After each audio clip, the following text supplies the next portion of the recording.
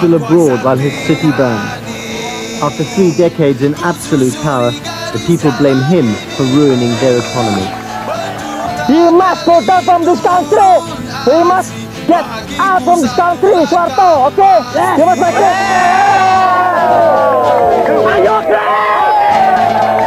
Intoxicated by their newfound power, many feel that they have won. Assalamualaikum warahmatullahi wabarakatuh. Berjumpa kembali bersama saya Ismail di Tragedi Sinar TV. Di sini saya akan bercerita kembali, mengulas kembali tragedi kerusuhan di Mei 1998. Mari saksikan. Tragedi 98 adalah kasus kerusuhan paling mencekam. Penyebab peristiwa Mei 1998 ini sebenarnya adalah krisis finansial Asia atau krisis moneter di tahun sebelumnya, yakni 1997. Kala itu, tepatnya 8 Juli 1997, nilai tukar rupiah terhadap dolar Amerika Serikat merosot. Imbasnya, banyak perusahaan bangkrut, jutaan orang terkena pemutusan hubungan kerja, PHK, 16 bank dilikuidasi, dan berbagai proyek besar dihentikan. Harga nilai tukar rupiah dari Rp2.000 menjadi Rp16.000. 5 kali lipat lebih tinggi dari sebelumnya. Dari demo ekonomi, demo mulai bergerak ke arah politik dan dimotori beberapa penggiat politik. Sebelum kerusuhan, terjadi demonstrasi di Jakarta pada akhir April hingga awal Mei 1998. Demonstrasi di ibu kota ini merupakan kelanjutan dari kerusuhan yang terjadi di Medan, Sumatera Utara. Saat itu, terdapat 2 golongan massa yang terlibat dalam aksi. Pertama, gerakan murni intelektual, serta aksi kriminalitas. Berikut kronologi peristiwa Mei 1998. 12 Mei 1998. Kerusuhan di Medan memantik unjuk rasa mahasiswa Universitas Trisakti pada 12 Mei 1998. Semula, aksi demonstrasi berlangsung dengan damai di dalam kampus. Namun, kondisi menjadi tak terkendali setelah demonstran bentrok dengan aparat keamanan. 13 Mei 1998. Keesokan harinya, 13 Mei 1998 di Jakarta, mahasiswa Trisakti kembali berdemonstrasi sebagai bentuk protes atas tindakan represif aparat. Aksi itu di depan kampus Trisakti, Jakarta Barat itu kembali berujung ricuh, dan diwarnai dengan pembakaran pom bensin serta pengerusakan pos polisi di Terminal Grogol. Massa yang semula hanya berjumlah ratusan, kian bertambah setelah berbagai kelompok turut bergabung dalam gerakan mahasiswa Trisakti. Bukan hanya itu, aksi yang awalnya hanya di sekitar Trisakti kemudian meluas ke arah utara dan timur Jakarta. Bahkan, kerusuhan juga meluas ke arah barat hingga Cengkareng serta Selipi, dan berlangsung sampai malam hari. 14 Mei 1998. Pada 14 Mei 1998, gelombang aksi kian membesar dan meluas hampir di seluruh wilayah Jakarta. Masa kala itu juga semakin tak terkendali. Kerusuhan pada 14 Mei berlangsung mulai pukul 8 WIB hingga larut malam. Kerusuhan di berbagai wilayah Jakarta tanpa sistematis, yakni terjadi dalam tempo bersamaan. Kerusuhan juga menyebar hingga ke Bogor, Tangerang, Bekasi, Solo, Yogyakarta, Padang, dan Palembang. Namun, sekali lagi, aksi kembali berujung pada pengerusakan, penjarahan, dan pembakaran fasilitas umum, gedung perkantoran, mal, pertokoan, serta kendaraan aparat atau pribadi. Sasaran amukan para pengunjuk rasa tak hanya mengarah keturunan Tionghoa, tetapi juga masyarakat pribumi. Tindakan kriminalitas lain turut terjadi, termasuk kekerasan fisik, pelecehan seksual, hingga aksi pemerkosaan massal. Bahkan, kerusuhan 14 Mei 1998 juga dianggap sebagai aksi paling rusuh dalam rangkaian peristiwa Mei 1998. Kerusuhan semakin meluas setelah terbunuhnya 4 mahasiswa Trisakti. Para mahasiswa menuntut keadilan. Tapi tidak diindahkan oleh aparat kepolisian, sehingga membuat situasi semakin memanas. Berikut rincian awal terjadinya tragedi 98, mulai dari hal-hal berikut. 29 Mei 1997. Pemilihan umum ke-6 pemerintahan Orde Baru dimenangkan Golkar dengan mayoritas suara, 75%. 2 November 1997. Krisis keuangan menyebabkan pemerintah menutup 16 bank swasta. Mulai saat itu, runtuhlah kepercayaan masyarakat terhadap perbankan nasional. 7 Januari 1998. Pemerintah menyesuaikan rencana anggaran pendapatan dan belanja negara, RAPBN, dengan lonjakan harga dolar. Harga yang dipakai pemerintah adalah Rp4.000 per dolar. Namun, harga dolar melonjak sampai Rp11.700 per dolar. 9 Januari 1998. Pasar swalayan dan pasar tradisional diserbu pembeli, setelah muncul isu kelangkaan pangan. Sembako ludes dalam sekejap. Dolar melambung sampai mencapai angka 16 ribuan rupiah. 15 Januari 1998.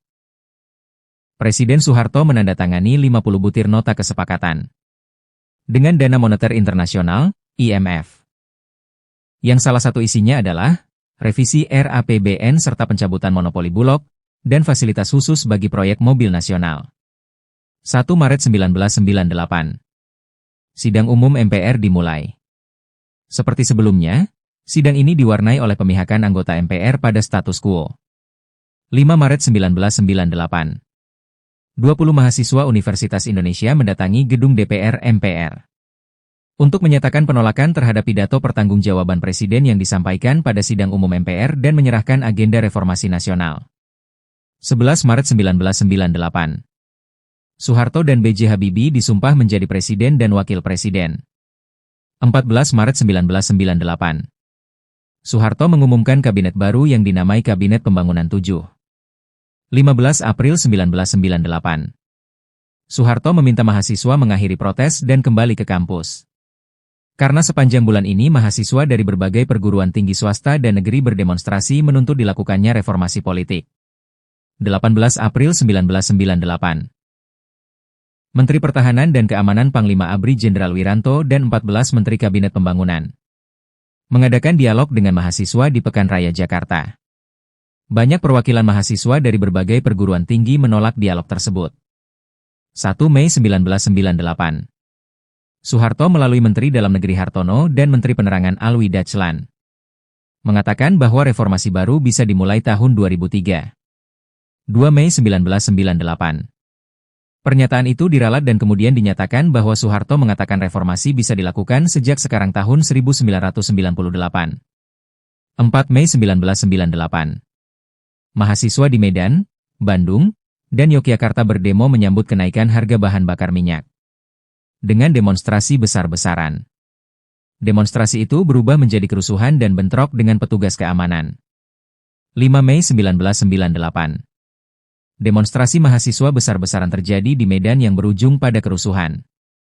9 Mei 1998 Soeharto berangkat ke Kairo, Mesir untuk menghadiri pertemuan KTT G15. Ini merupakan lawatan terakhirnya ke luar negeri sebagai Presiden RI. Dari kejadian ini banyak menelan korban, baik dari masyarakat sipil dan juga mahasiswa. 13 Mei 1998. Mahasiswa dari berbagai perguruan tinggi di Jakarta, Bogor, Tangerang, dan Bekasi datang ke kampus Trisakti untuk menyatakan duka cita. Aksi diwarnai kerusuhan. Situasi sangat memanas ketika aparat melakukan penembakan secara membabi buta. Tak hanya itu, mereka melemparkan gas air mata ke arah mahasiswa, serta melakukan aksi pemukulan dengan pentungan. Bahkan, sejumlah aparat dikatakan juga melakukan pelecehan seksual kepada mahasiswa yang tergabung dalam demonstran. Aparat yang berada di atas jembatan layang juga melakukan aksi penembakan. Mereka menembak ke arah mahasiswi yang tengah berlarian di dalam kampus Universitas Trisakti. Akibat tembakan tersebut, 4 mahasiswa kehilangan nyawanya. 3 dari 4 mahasiswa yang gugur meninggal seketika di kampus, sedangkan 1 lainnya meninggal di rumah sakit. 1 Elang Mulia Lesmana, Fakultas Arsitektur Trisakti, Angkatan 1996. 2 Hafidi Alifidin, Fakultas Teknik Sipil Trisakti, Angkatan 1995, mengalami luka tembak di kepala.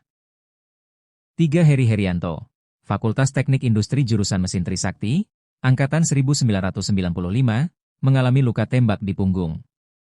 4 Hendriawan, Fakultas Ekonomi Jurusan Manajemen Trisakti, Angkatan 1996, mengalami luka tembak di pinggang. 5 Vero, dari kampus lain. 6 Alan Mulyadi, dari kampus lain.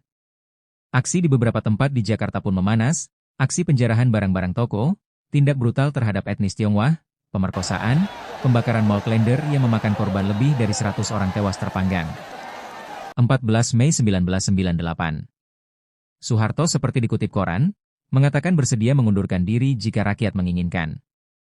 Ia mengatakan itu di depan masyarakat Indonesia di Kairo. Sementara itu terjadi kerusuhan dan penjarahan terjadi di beberapa pusat perbelanjaan di berbagai pusat perbelanjaan seperti Supermarket Hero, Super Indo, Makro, Goro, Ramayana, dan Borobudur. Beberapa dari bangunan pusat perbelanjaan itu dirusak dan dibakar. Sekitar 500 orang meninggal dunia akibat kebakaran yang terjadi selama kerusuhan terjadi. 15 Mei 1998. Soeharto tiba di Indonesia setelah memperpendek kunjungannya di Kairo. Ia membantah telah mengatakan bersedia mengundurkan diri. Suasana Jakarta masih mencekam. Toko-toko banyak ditutup. Sebagian warga pun masih takut keluar rumah. 16 Mei 1998. Warga asing berbondong-bondong kembali ke negeri mereka. Suasana di Jabotabek masih mencekam. 19 Mei 1998. Soeharto memanggil 9 tokoh Islam seperti Nurcholis Majid, Abdurrahman Wahid, Malik Fajar, dan KH Ali Yafie. Pertemuan berlangsung selama hampir 2,5 jam. Para tokoh membeberkan situasi terakhir, di mana elemen masyarakat dan mahasiswa tetap menginginkan Soeharto mundur. 20 Mei 1998. Jalur jalan menuju lapangan Monumen Nasional diblokade petugas dengan pagar kawat berduri untuk mencegah massa masuk ke komplek Monumen Nasional, namun pengerahan massa tak jadi dilakukan. Pada dini hari, Amin Rais meminta massa tak datang ke lapangan Monas karena ia khawatir kegiatan itu akan menelan korban jiwa. 21 Mei 1998. Di Istana Merdeka, Kamis, pukul 9.05 Soeharto mengumumkan mundur dari kursi presiden dan B.J. Habibie disumpah menjadi Presiden RI ketiga. Demikianlah cerita hari ini. Saya Ismail dari Tragedi Sinar TV undur diri. Jangan lupa like, subscribe, komennya video di bawah ini. Sekian dan terima kasih. Assalamualaikum.